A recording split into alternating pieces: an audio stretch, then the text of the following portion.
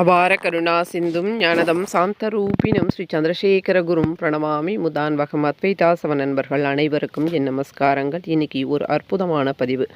திடீர் பணவரவு ஏற்பட ஒரு நைவேத்தியத்தை நாம் மகாலட்சுமி தாயாருக்கு வைக்க வேண்டும். அது என்ன அப்படின்றதையும் மற்றும் அற்புதமான ஒரு கனகதரா பூஜை வழிபாட்டு முறை இருக்குது, அதையும் பார்க்க போகிறோம்.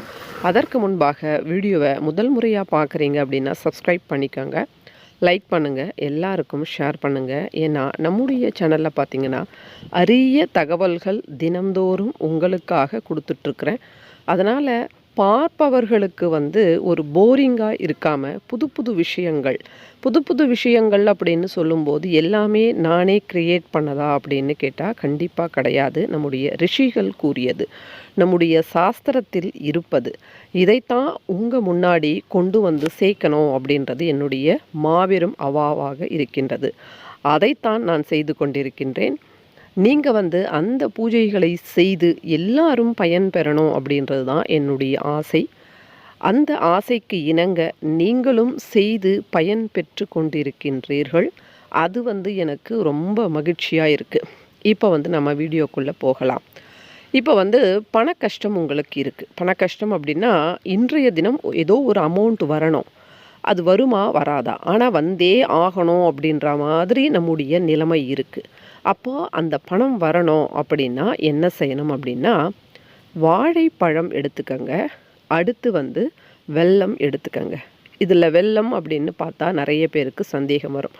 நாட்டு வெல்லமா நாட்டு சர்க்கரையா இப்படியெல்லாம் எந்த சந்தேகமும் தேவையில்லை. வெல்லம், பாகு வெல்லம் அந்த மாதிரி சொல்கிறோம் இல்லையா, அந்த வெல்லம் எடுத்துக்கங்க. கொஞ்சம் வாழைப்பழம் ஒன்று எடுத்துக்கங்க. நல்லா கையை நல்லா வாஷ் பண்ணிக்கங்க. கை விட்டு நல்லா அந்த ஒரு வாழைப்பழம் கொஞ்சம் வெல்லம் போட்டு நல்லா பிசைஞ்சிட்டு மகாலட்சுமி தாயாருக்கு நைவேத்தியமாக வைங்க. அம்மா தாயே, இன்றைய தினம் என்னுடைய கஷ்டம் இப்படி இருக்குது, இந்த கஷ்டம் தீரணும் அப்படின்னா இந்த பணம் எனக்கு வந்தே தீரணும்.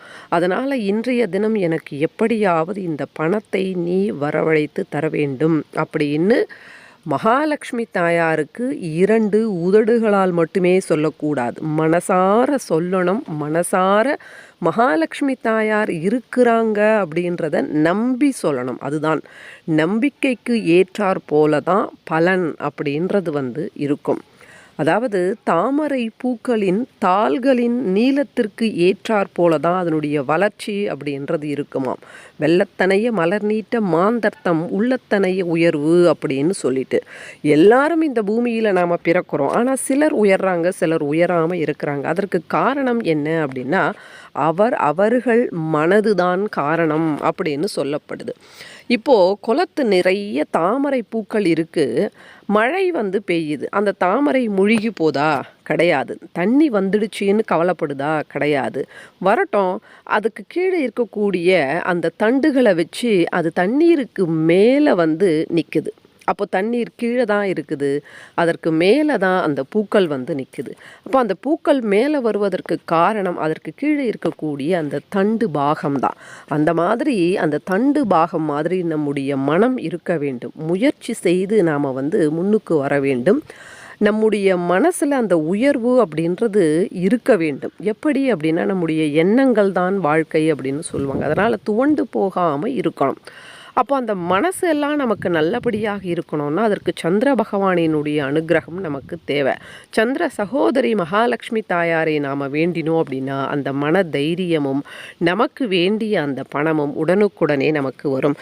இந்த ஒரு பிரசாதத்திற்கு பெயர் கஷாயம் அப்படின்னு பேர். வெல்லம், அடுத்து வாழைப்பழம் போட்டு நல்லா பிசைஞ்சிட்டு மகாலட்சுமி தாயாருக்கு வச்சு ஒரு கற்பூர ஹாரத்தியை காட்டி தாயார் அங்கே அமர்ந்திருக்கிறாங்க அப்படின்ற நம்பிக்கை இருந்தால் போதும், கண்டிப்பாக உங்களுக்கு அந்த பணம் அப்படின்றது வரும்.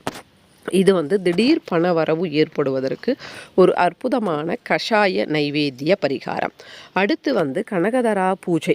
எந்த வீட்டில் கனகதரா பூஜை செய்யப்படுகின்றதோ அந்த வீட்டில் செல்வத்திற்கு எந்த விதமான தங்கு தடையும் இல்லாமல் வரும். இது என்ன செய்யணும் அப்படின்னா, ஒரு 48 நாட்கள் கனகதரா ஸ்லோகத்தை வந்து காலை அல்லது மாலை நேரத்தில் படிக்கணும். இது வந்து 48 நாட்கள் தொடர்ந்து படிக்கணும். சிலர் சொல்லும்போது இந்த மாதிரி நாங்கள் தமிழில் இருக்கு இதை படிக்கலாமா அப்படின்னு கேட்குறாங்க. கண்டிப்பாக படிக்கலாம், எந்த தவறும் கிடையாது. உங்களுக்கு சமஸ்கிருதத்தில் படிக்க முடியும் அப்படின்னா அதை படிங்க. முடியாத பட்சத்தில் வந்து நீங்கள் தமிழில் படிங்க. தினம்தோறும் மாலை நேரத்தில் இப்படியாக 48 நாட்கள்.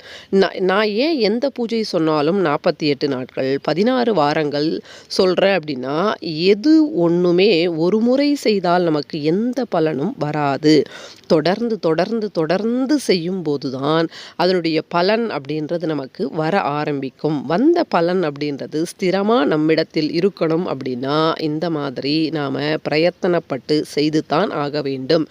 செய்தோம் அப்படின்னா அதனுடைய பலன் அப்படின்றத நாம் தான் அனுபவிக்க போகிறோம். மற்றவங்க அனுபவிப்பது கிடையாது, நாம் தானே அனுபவிக்க போகிறோம். அதனால் நமக்காக நாம் கஷ்டப்படுவதனால எந்த தவறும் கிடையாது. அதனால் ஹங்கம் மரே புலகபூஷணமார்ஷயந்தி பிருங்காங்கனேவ முகுலாபரணம் தமாலம் அங்கிங் அந்த மாதிரி கனகதரா ஸ்லோகம் வந்து ஆரம்பமாகும். இதை வந்து தினம்தோறும் மாலை நேரத்தில் படிங்க. இப்படியாக 48 நாட்கள் படிங்க. அதாவது இந்த மாதிரி படிக்க தெரியாதவர்கள் 48 நாட்கள் போட்டு கேளுங்க. ஆனால் போட்டு கேட்கும்போது ஒரு ஆசனம் போட்டு கீழே அமர்ந்து, அதாவது ஒரு மணப்பலகையோ அல்லது வந்து மேட் ஏதாவது போட்டு அதற்கு மேலே அமர்ந்து நீங்கள் ப்ளே பண்ணிவிட்டு அது முடிகிற வரை உங்களுடைய அந்த தியானம் அப்படின்றது அந்த பாட்டு மேலேயே இருக்கணும். அந்த மாதிரி நீங்கள் 48 நாட்கள் இந்த கனகதரா ஸ்லோகத்தை வந்து நீங்கள் படிச்சிங்க அப்படின்னு சொன்னாக்கா கண்டிப்பாக பணம் அப்படின்றது வந்து வந்தே தீரும். அதில் வந்து எந்த விதமான சந்தேகமும் கிடையாது. ஒரு முறை வந்து காஞ்சி ஸ்ரீ மகா பெரியவா கூட அப்படித்தான். அதாவது காமாட்சி அம்மன் கோவில் கட்டுவதற்காக அந்த கோபுர பணிகள் அதற்கு வந்து கொஞ்சம் தங்கம் தேவைப்பட்டது. அந்த காமாட்சி அம்மன் கோவில்லையே எல்லாரையும் அமர வச்சு மகா பெரியவா பாராயணம் செய்ய சொல்லியிருக்கிறார். கனகதரா ஸ்லோகம் அங்கே பாராயணம் நடைபெற்று கொண்டிருக்கிறது. அதாவது அம்பாளினுடைய அந்த கோபுர பணி வந்து நடைபெறணும், அதற்கு தங்கம் வேணும். அதற்காக நடைபெறுது. நடைபெற்ற உடனே அங்கே வந்து தங்கம் தேவை அப்படின்ற விஷயம் வந்து அங்கே இருக்கக்கூடிய பெண்மணிகளுக்கு தெரியுது. அதில் வந்து ஒருத்தங்க மட்டும் அந்த மூங்கில் தட்டில் வந்து அவங்க போட்டுட்டு இருக்கக்கூடிய அந்த நகையை வந்து கழட்டி வைக்கிறாங்க.